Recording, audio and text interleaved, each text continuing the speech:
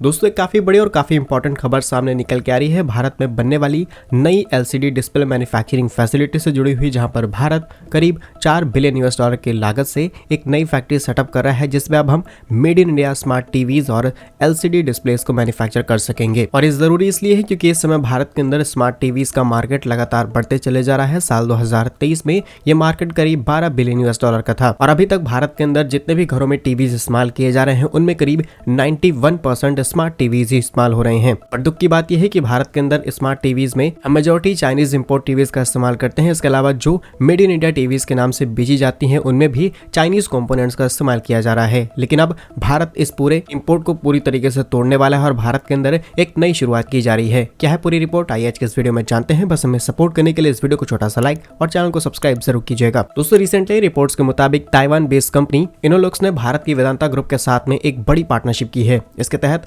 भारत के अंदर एक एलसीडी डिस्प्ले मैन्युफैक्चरिंग फैसिलिटी को सेटअप किया जाएगा और अगले 18 से 24 महीनों के अंदर इस फैक्ट्री से आपको फाइनल प्रोडक्ट भी बनता हुआ नजर आएगा। इस प्रोजेक्ट में करीब $3 से $4 बिलियन की इन्वेस्टमेंट की जा रही है। इसके अलावा गवर्नमेंट ऑफ इंडिया भी काफी ज्यादा सपोर्ट करने वाली है अपनी PLI स्कीम के तहत, ताकि भारत में एलसीडी मैन्युफैक्चरिंग को बढ़ावा दिया जा सके। और इस पूरी नई फैक्ट्री को लगाने का सिर्फ एक ही मकसद है कि भारत के अंदर चाइनीज डिपेंडेंसी को कम किया जा सके। अगर हम इसके बड़े फायदे की बात करें तो सबसे पहली चीज कि हम डोमेस्टिक मैन्युफैक्चरिंग को बढ़ावा देने वाले हैं, जिससे हम इंपोर्ट पर अपनी डिपेंडेंसी कम कर सकते हैं। दूसरा बड़ा फायदा कि भारत के अंदर जितने बड़े लेवल पर फैक्ट्री सेटअप होंगी, लोगों को उतने बड़े लेवल पर रोजगार दिया जाएगा और जहां पर इस फैक्ट्री को सेटअप किया जाएगा उस फैक्ट्री से फाइनल आउटपुट ले जाने तक, यहां तक कि इसको एक्सपोर्ट का भी टारगेट बनाया गया है। यानी कि इस पूरी एक फैक्ट्री की वजह से जिस जगह पर फैक्ट्री सेटअप की जाएगी उस पूरे इकोसिस्टम को बिल्ड किया जाएगा। एक काफी बड़ा इंफ्रास्ट्रक्चर डेवलपमेंट यहाँ पर हमें देखने को मिलेगा। इसके अलावा वर्कफोर्स को स्किल किया जाएगा, ताकि ये वर्कफोर्स अगर इस फैक्ट्री से स्विच होकर के कहीं और काम करना चाहती है तो वहां पर भी काम कर सकते हैं। तो मल्टीपल बेनिफिट्स मिलने वाले हैं भारत को इस एक फैक्ट्री की मदद से। और एक्सपोर्ट का टारगेट भारत ऑलरेडी बना चुका है। 2030 तक भारत का टारगेट है कि हमें इलेक्ट्रॉनिक मैन्युफैक्चरिंग इंडस्ट्री में किंग बनना है और भारत का ये सपना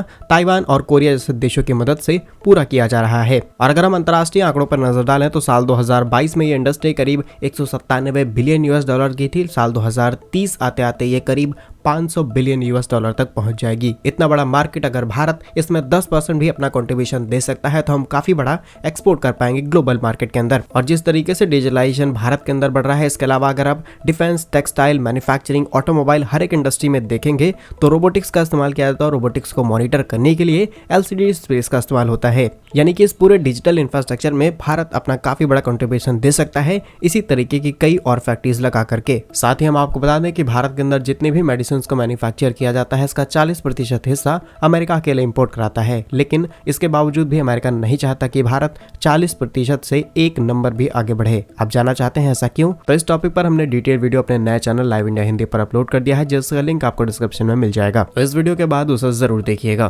फिलहाल भारत की इस बड़ी तैयारी पर आप क्या सोचते हैं हमें कमेंट्स में जरूर बताइएगा। भारत के ऐसे ही यूजफुल एंड इन्फॉर्मेटिव वीडियोस पाने के लिए आप हमारे यूट्यूब चैनल को सब्सक्राइब जरूर कर लीजिए। मिलेंगे हम आपको एक नई और इंटरेस्टिंग वीडियो में, तब तक के लिए वंदे मातरम, भारत माता की जय।